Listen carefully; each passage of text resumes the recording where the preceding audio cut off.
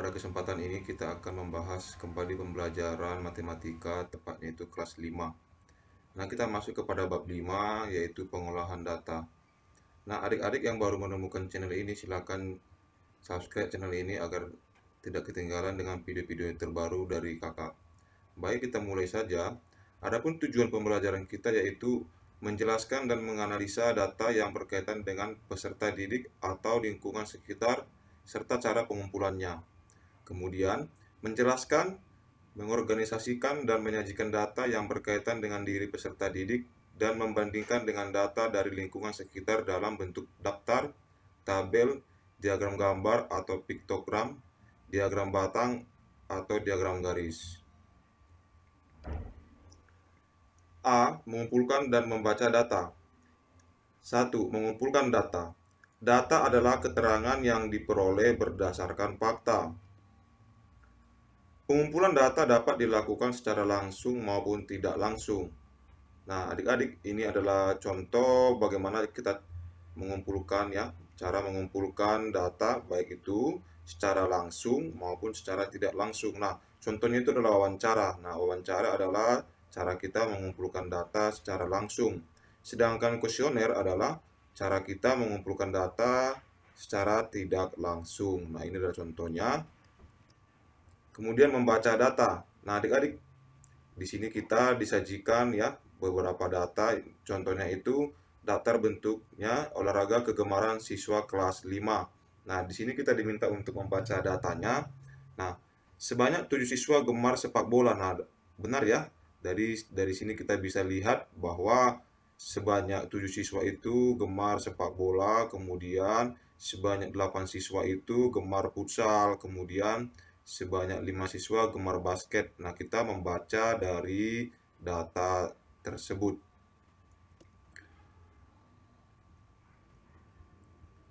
Nah, kita bisa membuat daftar data ini ya ke dalam bentuk tabel. Nah, misalkan saja kita buat di kolom ini adalah kegemaran, lalu di kolom berikutnya itu adalah banyak siswa.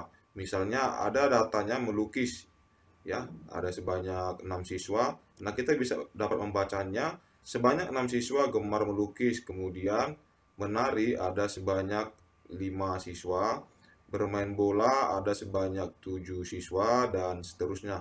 Nah, adik-adik, begitulah cara untuk membaca data dari contoh tersebut. Nah, dari sini juga kita bisa membaca dari data ini ya.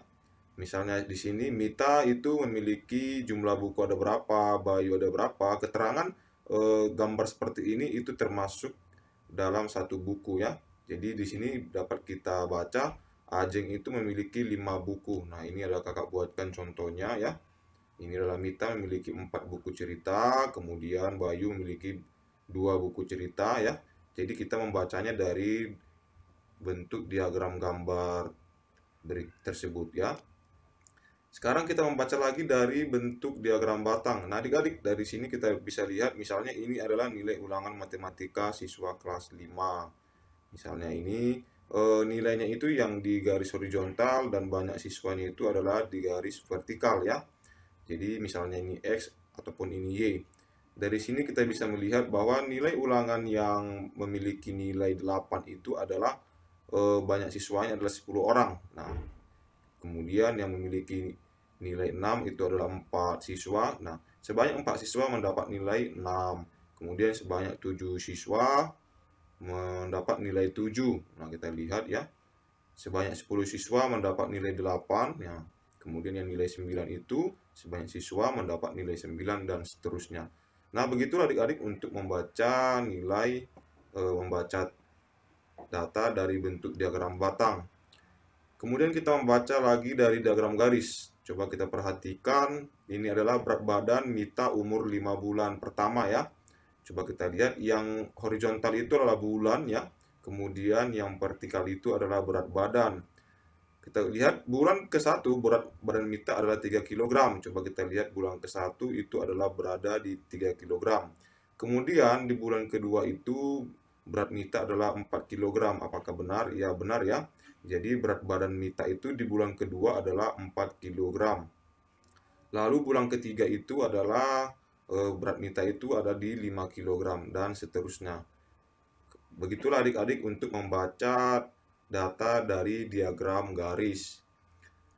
Kemudian kita baca lagi dari diagram lingkaran ya. Coba kita perhatikan. Nah, di sini ada sebuah diagram lingkaran, ada buah kesukaan 40 siswa ya, kelas 5.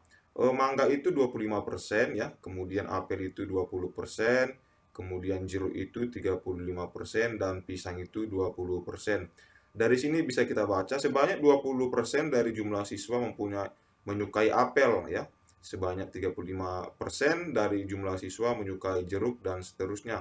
Kemudian jikalau ditanya jumlah siswanya ada berapa yang menyukai apel, maka kita dapat apel itu kan yang menyukainya ada 20%, maka kita kalikan dari jumlah seluruh siswanya. Sedangkan di sini diberitahu kalau jumlah siswanya itu 40 siswa. Maka 20% dikali 40 itu adalah 20/100 dikali 40, sehingga 8 siswa. Jadi yang menyukai apel itu adalah 8 siswa ya adik-adik. Begitu juga dengan yang menyukai jeruk ya. Menyukai jeruk itu ada 35 siswa, maka 35% dikali 40 dan hasilnya itu 14 siswa. Berarti yang menyukai jeruk itu adalah 14 siswa. Begitu juga yang menyukai pisang ya. Menyukai pisang itu adalah 20%, maka 20% dikali 40 sama dengan 8 siswa. Dan mangga juga seperti itu, 25% dikali 40 siswa itu adalah 10 siswa. Jadi jikalau ditanya nanti berapa jumlah siswanya dari yang menyukai masing-masing buah tersebut, cara mencarinya seperti ini ya adik-adik, yaitu adalah persen dikali banyak siswa. Nah, adik-adik sampai sini paham ya? Nah, kita lanjutkan lagi menyajikan data ya, baik itu bentuk tabel. Nah, kita disajikan dengan banyak data ya. Contohnya itu adalah hasil ulangan matematika siswa kelas 5. Langkah-langkah menyajikan data di atas dalam bentuk tabel sebagai berikut. Tentukan data terendah dan tertinggi, kemudian tuliskan data urut dari yang terendah. Lalu hitung banyak siswa data dengan memberi turus. Nah, turus itu adalah garis-garis ini adik-adik. Nah, dari data ini dapat kita buat menjadi tabel. Nah, misalnya yang terendah itu adalah nilai 5, kemudian nilai 6, nilai 7, nilai 8, nilai 9, dan nilai 10. Kita cari nilai yang 5 ya. Nilai 5 itu ada berapa banyak. Nah, jika adik-adik disajikan dengan data seperti ini, kita boleh mencoretnya ya. Misalnya nilai 5 itu ada berapa, coba kita cari. Nilai 5 itu ada 1, coret ya. Kemudian ini. Jadi kita buat turusnya seperti ini. Turusnya seperti ini ya. Jadi turus itu melambangkan arti banyak siswa juga. Jadi ini ada 2 turus, berarti banyak siswanya adalah 2 ya. Kemudian yang nilai 6 coba kita cari. 1, 2, langsung kita coret saja ya. 3, 4, 5, 6. Nah, ada 6 turus, maka kita buat 1, 2, 3, 4. Nah, adik-adik, jika dianya 5, kita ikat saja dianya, kita buat begini. Nah, itu turus. Nah, ini artinya satu ikat ini adalah 5. Kemudian 1. Karena tadi ada 6 jumlahnya ya. Jadi turus ini juga melambangkan banyaknya jumlah siswa. Jadi jumlah siswa yang nilai ulangannya 6 itu adalah 6 siswa. Begitu juga dengan yang nilai 8 ya, kita coret satu persatu. Nilai 7 dulu ya. Nilai 7, 1, 2, 3, 4, 5, 6, 7, 8. Nah, kita buat turusnya 8. 1, 2, 3, 4, 5, 6, 7, 8. Nah, jumlah turus ini juga membuat arti banyak siswanya ya, jadi 8.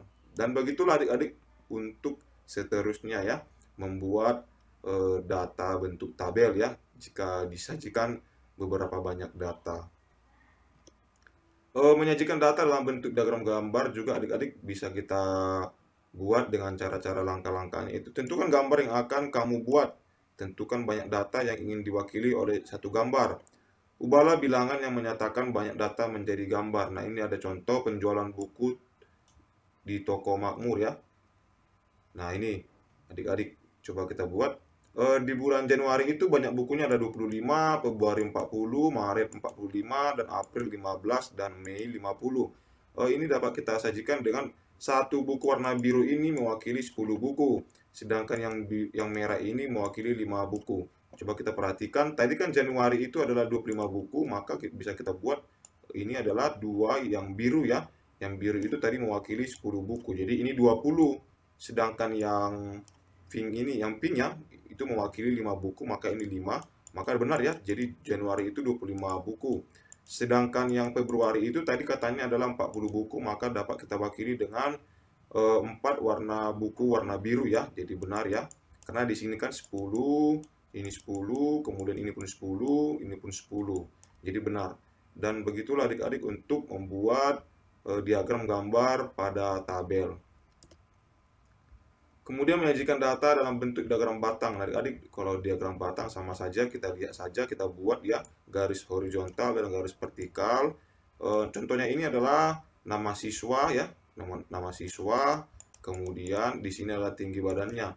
Adapun langkah-langkah yang perlu kita perhatikan yaitu buatlah sumbu tegak dan mendatar ya. Tegak itu adalah yang vertikal ya, itu adalah sumbu Y, dan yang mendatar itu adalah sumbu X. Kemudian tulis nama siswa di sumbu mendatar. Nah, sumbu mendatar itu ini tadi adalah nama siswa. Kemudian di sumbu tegak itu adalah tinggi badan, baik itu pun jumlah ya. Ini untuk sumbu tegak gunakan jarak antara bilangan yang tepat. Nah, ini adalah skala-skalanya 134, 136. Nah, skalanya adalah 2 ya. Jadi semuanya tepat ya, sama semua jaraknya. Pastikan jarak setiap data sama besar ya. Benar ya, kita sudah membuat ini jaraknya ini adalah 2 cm. Coba kita perhatikan Alif itu tinggi badannya 150, maka Alif di sini kita cari dianya 150 dia tepat ya. Kemudian Bayu itu 138 ya di sini ya. Bayu 138. Kemudian Edo itu 140, Edo di sini 140. Kemudian Fitri itu adalah 145. Nah, kurang lebih dia di sini ya. Dan Mita itu adalah 135. Jadi di sini dia Mita itu sebenarnya 142 ya. Ini salah, ini 142. Ya, kalau kita membuatnya dari sini sebenarnya ini kepatokan dari sini dulu. Jadi kita lihat dulu ini baru kita buat. Jadi Mita itu 135, berarti dia di sini dong ya. Di sini dia. Oke. Paham ya adik-adik sampai sini? Kemudian menyajikan data dalam bentuk diagram garis, ya begitu juga adik-adik, diagram garis itu langkah-langkahnya sudah kakak buatkan di sini. Buatlah nama bulan, sumber mendatar, ini contohnya ya, penjualan buku tulis di koperasi selama 5 bulan. Nah, nanti adik-adik bisa baca ya, untuk kelanjutannya, tidak jauh beda dengan membuat diagram batang. Begitu juga dengan menyajikan data bentuk diagram lingkaran ya. Baik adik-adik, demikianlah untuk pembahasan matematika pengolahan data kelas 5. Jika adik-adik masih bingung, nanti cantumkan di kolom komentar. Semoga penjelasan kakak dapat bermanfaat. Sampai jumpa di pembelajaran berikutnya.